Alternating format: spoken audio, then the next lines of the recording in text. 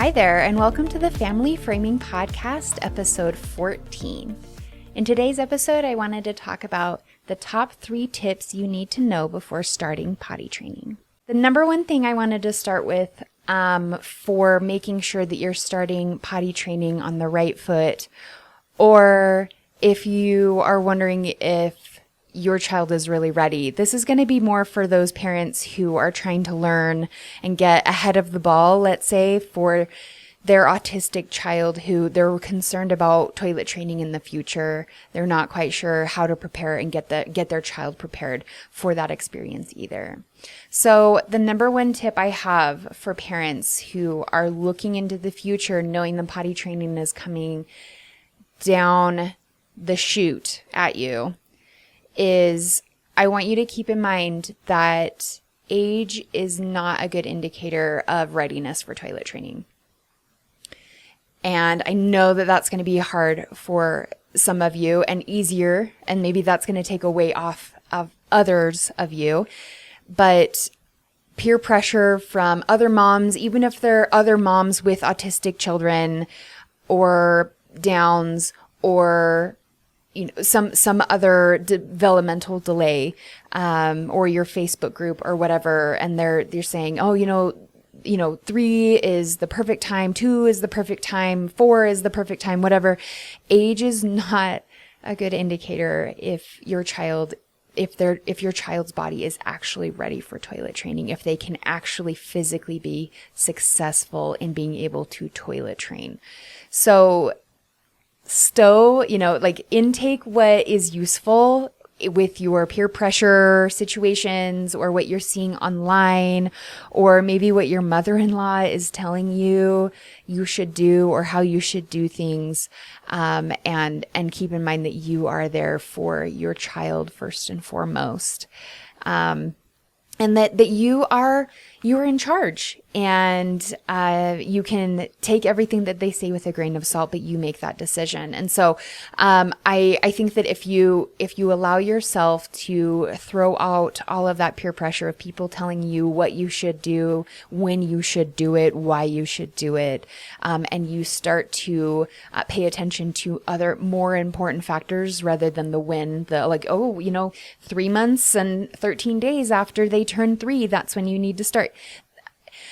Having solid focus on other factors that are a bigger decider on whether your child's body is ready for toilet training, and making sure that you are paying attention to those factors rather than worrying about their age is going to be the most helpful indicator to you. And it's going to be the most helpful resource you're going to have in deciding when it is time to actually toilet train your child. Also in line with that, not wanting to buy diapers anymore, or just wanting your child to be more independent. These are not, I've had so many times parents come to me, well, I want to have you teach me how I can train my child really, really quick because we have a new baby, and we would really like to not have to be buying diapers for 2 babies. And that, unfortunately, when you're looking at toilet training, if these things are done too early, and if they're done in haste, you can end up having a lot of problems for years in the future around toileting, and you can slow down progress in actually becoming fully independently toilet trained. So sacrificing and starting too prematurely just because you don't want to be buying diapers can actually cause you to be buying diapers for 2 for much longer than you would have needed to had you just waited. Maybe it's only like month, 2 months longer if you had just waited then to start when your child was actually indicating to you that they were ready. You would have been able to fade out those diapers much easier with a lot less crying, probably on both parts, your child and you, and they would have been a lot more ready and easy taking to toilet training, and would have felt really awesome about that. So I know that can be an expense. I know that can be time consuming, having to change diapers, especially if there's another baby coming into the family or whatever the situation might be. But that's not a good reason to make that call. So, the step number 2 is I wanted to give you guys a whole bunch of things to look for, that would indicate that your child is actually ready to start, toilet training. And then I'll start and I'll give you guys some tips after that on what to get started now if your child isn't showing these signs. So some things that I tell parents to look for when they are getting ready to start toilet training, or things that I ask parents, I have a little checklist of, is your child doing these things consistently? If they are, they're ready. Let's go. If they're not, we need to wait, so that when we finally do toilet train, it's very fast, effective, and not traumatizing to you or your child. So some of these things on this checklist are the following: being able to stay dry for upwards of an hour. It would be better if it were multiple hours. This is important because when you're toilet training, usually, and I have parents, when we start toilet training, we're giving water or liquids pretty frequently, and we're taking them to the bathroom frequently. But if your child is not able to hold their bladder for an hour and everything runs right through them, there's no opportunity, there's no control in their body to be able to hold it for any period of time to actually be able to run and make it to the toilet before they have an accident. So you need to be listening to this indicator where their body is able to actually stay dry after consuming liquids for up to an hour. If their body can physically do that, that's a good indicator that they may be getting physically ready, or that they are already physically ready to toilet train. The next one I want you guys to be on the lookout for is that they are behaviorally uncomfortable in wet or dirty diapers. Okay, so this can be multiple things. This can be, I've had children that will take diapers off as soon as they've become wet. I've had children come up to their parents with a brand new diaper and signal that they want a new one put on as soon as they are wet or as soon as they are dirty. I have had children that will signal that they are uncomfortable by pulling at their diapers. A whole bunch of different things, but they show to you through one manner or another that they would prefer maybe to not be in a wet or a dirty diaper. If your child is running around and they've been in a dirty diaper for 20 minutes and they're just like having a grand old time and they don't care, this could be an indicator that in fact they're not quite ready to be toilet trained. This is something they are not uncomfortable with that. They are good to go with that for quite a while. This is one of those indicators you want to be looking out for.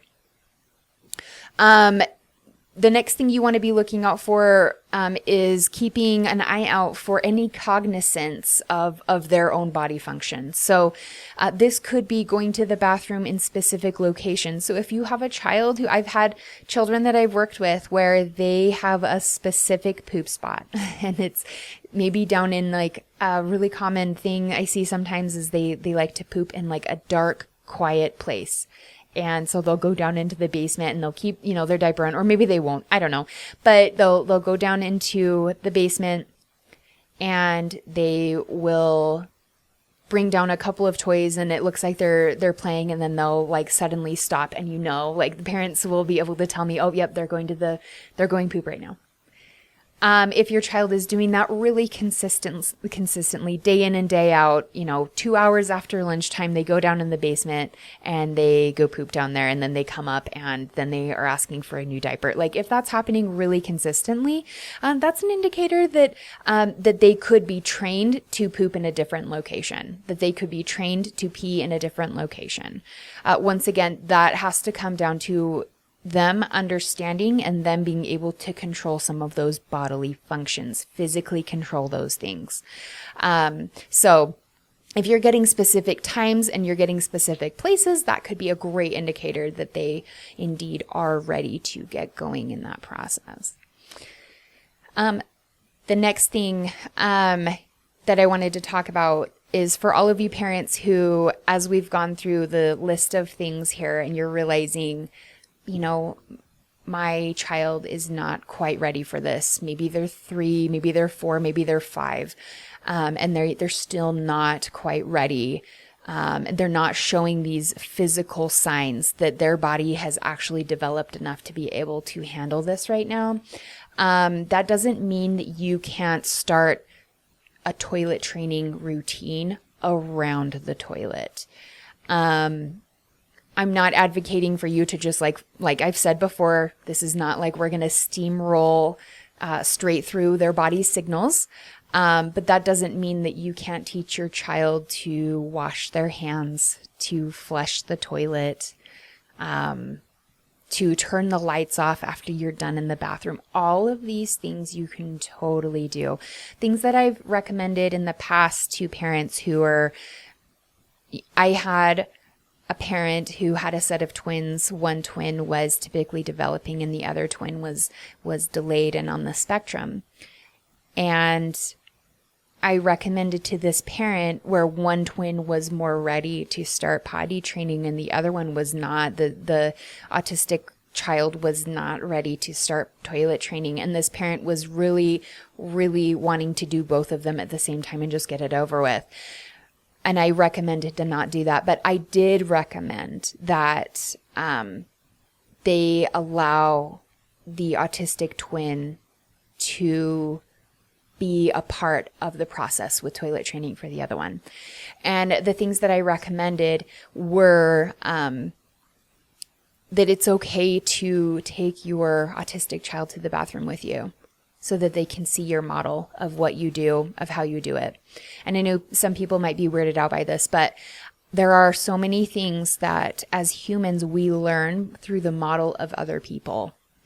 And we see other people do things, and your autistic child does learn things differently, but they still learn through your model, and they still learn through that consistent behavior practice that you have with them and towards them. So that will be something that even if you feel like they don't understand every single step, even if you feel like they're not necessarily paying attention to everything that's going on while you're in there with them, while you are going to the bathroom, or, while this twin is going to the bathroom, that doesn't mean that they are not picking up on the bathroom is a place where we go during the day and it's fine and it's safe. And I don't need to be worried about it. And my mom does it all the time and my dad does it all the time. And it's just something that we do. And that's going to make them actually going through the process of toilet training, of sitting on the toilet, that much easier for you in the future. If the bathroom is a place where this is normal, we sit on the toilet. I've seen mommy do it 1,000 times and now I'm doing it and it's really cool. This is one of those things that you can start easily, that doesn't take anything from you. It doesn't cost anything. And you can just make this a habit to allow your child to get more comfortable with what goes on in there. I've had some parents that will, take their child and have them sit on the training toilet while they are on the toilet themselves as well. So that's another further step you can take where they may go, they may not. You may choose to keep them in diapers while they sit on the little training potty. That's fine. But allowing them to be able to have that normalized experience around a toilet is going to give them a leg up when they're finally ready for that. I would say with that as well, learning a hand washing routine, that can be something that that's a multi-step routine, turning on the water to the right temperature, being able to get their hands wet, being able to pump the soap, being able to wash the insides and the backs of their hands, being able to rinse their hands completely, being able to dry their hands. All of these things are things that you can teach your child in a routine right now. And that's something that I can help you with if you're finding yourself You're wanting to start a toilet routine, you're wanting to start a hand washing routine for your child. I can totally offer coaching on that so that we can teach that the most effectively, the fastest that we possibly can, so that your child can become independent in those areas. A hand washing routine is going to be very important for school for the rest of their life. So that's something that you can start now. And most likely your child is kind of love playing in the water anyway. I have many clients that I work with where they might not be totally enthused about every single part of the hand washing routine, but they kind of like to play in the water sometimes. So it's not all horrible. And so there's multiple tips and tricks there that I can give to you guys to make that a smooth, pleasant process, so that when it's finally time for toileting, all you have to do is tack on that toileting bit, and then you know that everything else, from being able to flush the toilet to washing their hands to turning off the lights, is done, and you don't have to worry about it. You can start that now. I also wanted to tell you guys that, like everything else with your autistic child, practice and consistency is key. Your child can adjust to the environment, changes in the environment, if they are happening consistently and reliably. That means that if you have a situation where maybe you bring your child into the bathroom and maybe you let them have like a couple of toys and they just hate it. They hate it and they're like having a screaming fest while you are in there in the bathroom with them. Learning from those things, anything that you can do to make that better, but quitting is probably not going to help them be able to gain those skills, to get comfortable being in the bathroom. On the other side, allowing them to have the time to get comfortable being in there with you, and allowing their brain to process, hey, being in the bathroom with mom or dad, this is what happens. This is what we do.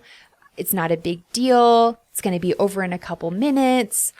I mean, maybe you could even reward, every single time that you're done in the bathroom and they've successfully, sat with you or stood in the bathroom, you offer them a treat, and just like, hey, the bathroom is a place where I can earn treats, getting them ready once again for when they are going to be sitting on the toilet themselves, hopefully earning treats by urinating or defecating appropriately. So that consistency, anything that you can make into a habit, even if it's really, really tiny. I've had so many parents where they maybe have a regression where their child was toilet trained and then maybe a UTI happens, or maybe there's a constipation problem that happens for like a month or so. And they finally get that all figured out, all the medical things figured out. And then they realize that the toilet training is not coming back naturally. And they're starting to have a lot of accidents. And the first thing I recommended to this family was take your child to the bathroom with you. Take them to the bathroom with you, allow them to play, even if it feels like they're not paying attention to you while you're in there, even if it feels like they are, not looking or watching or anything. They are getting it. They know. And this family even did it in public bathrooms. And I saw a dramatic improvement in under a week, where they were then able to go to the bathroom in public places. They were able to start more readily asking. They were asking to go to the bathroom reliably for a number of months after that. So this is one of those things where your child is watching you and can model after you, even if it feels like they're not paying that much attention. So getting them comfortable for these things, but paying attention to their body and what they can physically do, is going to be the best thing to make sure that your toilet training experience is smooth and pleasant. Okay, guys, I'll catch you next week. Thanks so much. Bye.